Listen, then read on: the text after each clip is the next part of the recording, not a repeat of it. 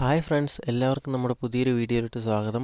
ഇന്ന് ഞാൻ പറയാൻ പോകുന്ന ടോപ്പിക്ക് ഹാൻഡ് ഫീഡിങ് കുഞ്ഞുങ്ങളെക്കുറിച്ചാണ്. നിങ്ങൾ ഹാൻഡ് ഫീഡിങ് കുഞ്ഞുങ്ങളെ മേടിക്കാനിരിക്കുന്നവരാണെങ്കിൽ ഈ വീഡിയോ ഒന്ന് കണ്ടു നോക്കൂ, നിങ്ങൾക്ക് എന്തായാലും ഉപകാരപ്പെടും. അതുമാത്രമല്ല, 1000-1500 രൂപയ്ക്ക് ഉള്ളിൽ ഒതുങ്ങി നിൽക്കുന്ന സൈസ് ബേഡ്സിനെ കുറിച്ചാണ് ഞാൻ പറയുന്നത്. അത്യാവശ്യം വലിയ പൈസയൊന്നും കൊടുക്കാതെ തന്നെ നമുക്ക് കുഞ്ഞുങ്ങളെ മേടിച്ച് വളർത്താൻ പറ്റും. അപ്പോൾ ആരും വീഡിയോ സ്കിപ്പ് ചെയ്യാതെ മുഴുവനായിട്ട് കാണാൻ ശ്രമിക്കുക. അപ്പം നമുക്ക് നേരെ വീഡിയോയിലോട്ട് കിടക്കാം. ഫസ്റ്റ് പറയുന്നത് നമ്മുടെ ആഫ്രിക്കൻ ലവ് ബേഡാണ്. അവരുടെ കാര്യം പറയുകയാണെങ്കിൽ ഒരുപാട് പൈസയൊന്നും നമ്മൾ മുടക്കേണ്ടി വരത്തില്ല.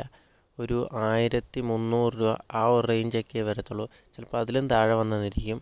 അതുമാത്രമല്ല, ഇതിൻ്റെ ഒരുപാട് മ്യൂട്ടേഷൻസും ഉണ്ട്. അതുകൊണ്ട് അതനുസരിച്ച് അതിൻ്റെ വിലയിൽ മാറ്റം വരും. വില കൂടിയ ബേഡ്സും ഉണ്ട്, വില കുറഞ്ഞ ബേഡ്സും ഉണ്ട്. ഒരു ഉദാഹരണം പറയുകയാണെങ്കിൽ നമ്മുടെ ലുട്ടിനോ പീച്ചും ഗ്രീൻ ബീൻസൊക്കെ ഒരു അത്യാവശ്യം 1300 രൂപ, കൂടിപ്പോൾ 1500 രൂപ, അതിൻ്റെ മണ്ടേ പോകത്തില്ല. 1300ഒക്കെയാണ് നമ്മുടെ ഇവിടെ റേറ്റ് വരുന്നത് പെറ്റ് ഷോപ്പിൽ നിന്ന് വാങ്ങുമ്പോൾ. പിന്നെ ഇവരെക്കുറിച്ച് പറയാനുള്ളത്, ഇവർ നല്ല രീതിക്ക് തന്നെ നമ്മളോട് ഇണങ്ങുന്ന ബേഡ്സാണ്. നമ്മളെ എങ്ങനെ അവരെ പഠിപ്പിക്കുന്നു അതുപോലെ നമ്മളെടുത്ത് നല്ല രീതിക്ക് ഇണങ്ങും. നമ്മൾ പറത്ത് വിട്ടാൽ പോലും പോകത്തില്ല, അതുപോലെ അടുക്കും ഇവർ നല്ല രീതിക്ക്. അപ്പം നമ്മൾ ട്രെയിൻ ചെയ്യുന്ന പോലെ ഇരിക്കും അത്. പിന്നെ ഞാൻ പറഞ്ഞിട്ടുണ്ടായിരുന്നു ഇവരുടെ ഒരുപാട് മ്യൂട്ടേഷൻസ് ഉണ്ടെന്ന്. അതുകൊണ്ട് തന്നെ എനിക്ക് ഇഷ്ടമുള്ള കളർ നോക്കിയെടുക്കാൻ പറ്റും. കാരണം ഒരുപാട് കളറുണ്ട്. ഇവരുടെ ഭംഗി കൂടിയതുണ്ട്, ഭംഗി കുറഞ്ഞതുണ്ട്. ചുമ്മാ ഒരു കളറും ഇല്ലാത്തതാണെങ്കിൽ പോലും അവരെ കാണാൻ പ്രത്യേക ഒരു ഭംഗി തന്നെയാണ്. അങ്ങനെയാണ് ഇവരുടെ കാര്യം. പിന്നെ ഇവർക്ക് ഒരുപാട് വലിപ്പമൊന്നുമില്ല കേട്ടോ, അത്യാവശ്യം വലിപ്പം കുറഞ്ഞ ബേഡ്സാണ്. അതുമാത്രമല്ല, ഇവർ സംസാരിക്കില്ല കേട്ടോ. അത് മിക്കവരുടെയും ഒരു സംശയമായിട്ടുള്ളൊരു കാര്യമാണ്, ഇവർ സംസാരിക്കുമെന്ന്. അവർ സംസാരിക്കത്തില്ല. അവർ വിസിലടിക്കുന്നല്ല പോലെ, ഈ കോക്ടെയിലൊക്കെ വിസിലടിക്കുന്ന പോലെ ചുമ്മാ അങ്ങനെ കൂവും. പിന്നെ ഫുൾ ടൈം ഇവർ ആക്റ്റീവായിട്ടിരിക്കുന്നൊരു ബേഡ്സും കൂടാണ്. ഒരു സമയത്ത് ഇവർ അടങ്ങിയിരിക്കത്തില്ല. എന്തെങ്കിലുമൊക്കെ തട്ടിമറിച്ചിട്ടുണ്ടോ ഇല്ലേ കടിച്ച് പറിച്ച് കളയുക, അങ്ങനെയൊക്കെ പരിപാടികളായിരിക്കും. ഫുൾ ടൈം നല്ല ആക്റ്റീവായിട്ടിരിക്കുന്ന ബേഡ്സാണ്. പിന്നെ നിങ്ങൾ ബേഡ്സിനെ മേടിക്കുമ്പോൾ ശ്രദ്ധിക്കേണ്ട ഒരു കാര്യമുണ്ട്. അതിപ്പോൾ ഏത് ബേഡ്സിനെ മേടിച്ചാലും അവർ ഫുഡ് നല്ല രീതിക്ക് മേടിക്കുന്നുണ്ടോ എന്ന് ചോദിച്ചിട്ടേ മേടിക്കാവുള്ളൂ.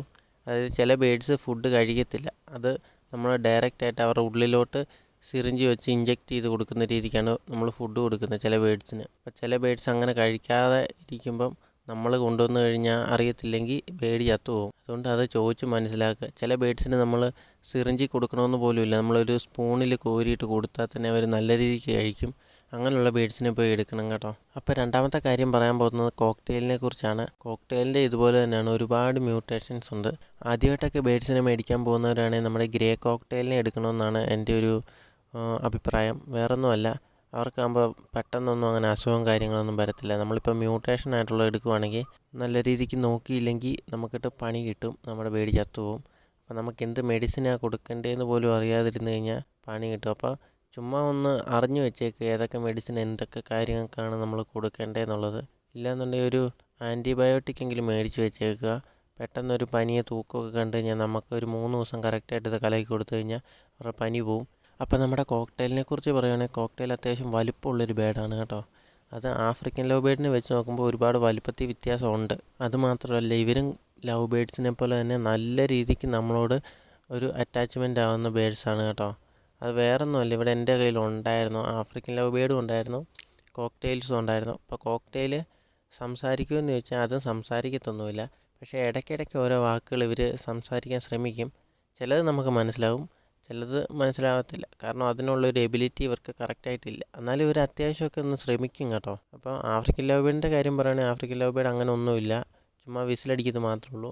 പിന്നെ കോക്ടെയിൽ വിസിലടിക്കും കേട്ടോ, നല്ല രീതിക്ക് വിസിലടിക്കും.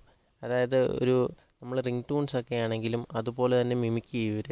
നമുക്ക് നല്ല രസമാണ് കേൾക്കാനൊക്കെ. ഇവരും ആഫ്രിക്കൻ ലവ് ബേഡ്സിനെ പോലെ തന്നെയാണ്, നല്ല പ്ലേഫുള്ളായിട്ടുള്ള ബേഡ് തന്നെയാണ്. നമ്മളോട് ഇച്ചിരിയും കൂടെ അറ്റാച്ച്മെൻ്റ് ആകുന്ന ബേഡും കൂടെയാണ്. അത് ആഫ്രിക്കൻ ലവ് ബേഡും അങ്ങനെ തന്നെയാണ്.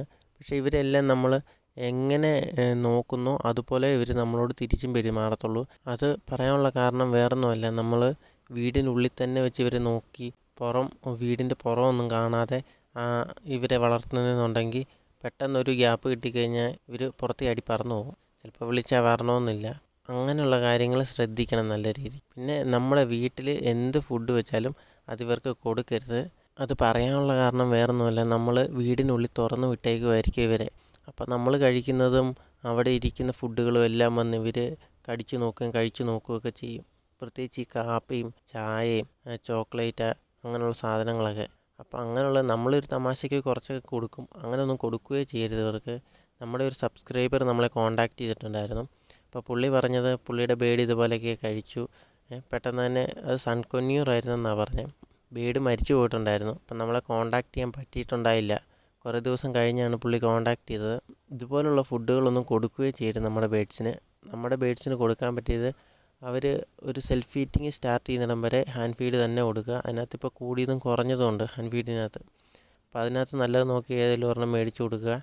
അവർ സെൽഫ് ഫീറ്റ് സ്റ്റാർട്ട് ആകുന്നിടം വരെ അങ്ങനെ കൊണ്ടുപോയിട്ട് ആദ്യം തെന കൊടുത്ത് പഠിപ്പിക്കുക. തെനയായിരിക്കും ഇച്ചിരി എളുപ്പം അവർക്ക് പൊളിച്ച് കഴിക്കാനായിട്ട്. അത് കഴിയുമ്പോൾ നമുക്ക് സീഡ് മിക്സോ എന്ത് വേണേലും അവർക്ക് കൊടുക്കാം. സൂര്യകാന്തിയുടെ അരി കൊടുക്കുമ്പം അത് ഇച്ചിരി ശ്രദ്ധിച്ച് കൊടുക്കണം, ഒരുപാട് കൊടുക്കരുത്. അത് മിക്സ് ചെയ്ത് മാത്രമേ കൊടുക്കാവുള്ളൂ. ഒരുപാട് കൊടുത്തു കഴിഞ്ഞാൽ ബോഡി വെയിറ്റ് കൂടി ബേഡ്സിനകത്ത് പിന്നെ വലിയ പ്രോബ്ലംസ് ഒക്കെ വരും. അത് നോക്കിയാൽ മതി, വേറെ പ്രശ്നമൊന്നുമില്ല. ഞാനിവരെ 2 പേരെയും വളർത്തിയിട്ടുണ്ട്, അതുകൊണ്ട് എനിക്കിവരെ 2 പേരെയും ഇഷ്ടമാണ്. നിങ്ങളുടെ അവിടെ ഏത് റേഞ്ചിലാണ് ബേഡ്സിനെ വിൽക്കുന്നതെന്ന് എനിക്കറിയില്ല. എൻ്റെ ഇവിടെ ഒരു 1300 രൂപ തൊട്ടൊക്കെയാണ് സ്റ്റാർട്ടിങ് വരുന്നത്. അതിപ്പോൾ ഈ നമ്മുടെ കോക്ടെയിൽസും ആഫ്രിക്കൻ ലവ് ബേഡ്സിൻ്റെയും കാര്യമാണ് ഞാൻ പറഞ്ഞത്. മെയിനായിട്ട് അവരെ 2 പേരെയായിരിക്കും മിക്കവാറും ആൾക്കാർ ഹാൻഡ് ഫീഡ് ചെയ്ത് വളർത്താൻ വേണ്ടി എടുക്കുന്നത്. പിന്നെ കൊന്യൂറൊക്കെ എടുക്കുന്നവരും ഉണ്ട്. പക്ഷേ ഏറ്റവും വിലക്കുറവ് കിട്ടുന്ന ഇവർ 2 പേരെയാണെന്നാണ് എനിക്ക് തോന്നുന്നത്. ഞങ്ങൾക്ക് ഇവിടെ അങ്ങനെയാണ് കിട്ടാറ്.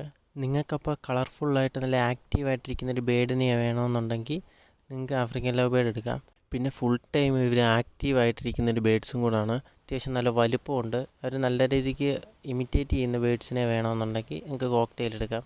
ഇവർ 2 പേരും ബെസ്റ്റാണ്. അപ്പോൾ ഇത്രയുള്ള വീഡിയോ ഇഷ്ടപ്പെട്ട് കഴിഞ്ഞാൽ സബ്സ്ക്രൈബ് ചെയ്ത് എന്നെ കൂടെ ഒന്ന് സപ്പോർട്ട് ചെയ്യുക. നിങ്ങൾക്ക് ബേഡ്സിനെ കുറിച്ച് എന്തെങ്കിലും സംശയങ്ങളുണ്ടെങ്കിൽ കമൻറ്റ് ചെയ്യുക. അല്ലാന്നുണ്ടെങ്കിൽ നമ്മുടെ ഇൻസ്റ്റഗ്രാം പേജ് വന്ന് മെസ്സേജ് ഇട്ടാലും ഞാൻ റിപ്ലൈ തരുന്നതാണ്. അപ്പോൾ നിങ്ങൾക്ക് എന്ത് ഡൗട്ട് ഉണ്ടെങ്കിലും ചോദിച്ചാൽ മതി, എനിക്കറിയാവുന്ന കാര്യങ്ങൾ ഞാൻ പറഞ്ഞുതരാം. അതല്ലാതെ നിങ്ങൾക്ക് ഏതെങ്കിലും ബേഡ്സിനെ കുറിച്ച് അറിയാൻ താല്പര്യമുണ്ടെങ്കിൽ കമൻറ്റ് ചെയ്ത് കഴിഞ്ഞാൽ ഞാൻ അതിനെക്കുറിച്ച് അറിയാവുന്ന കാര്യങ്ങൾ വീഡിയോ ആയിട്ട് ചെയ്യുന്നതായിരിക്കും കേട്ടോ. അപ്പോൾ അടുത്തൊരു വീഡിയോ ആയിട്ട് കാണാം. ബൈ.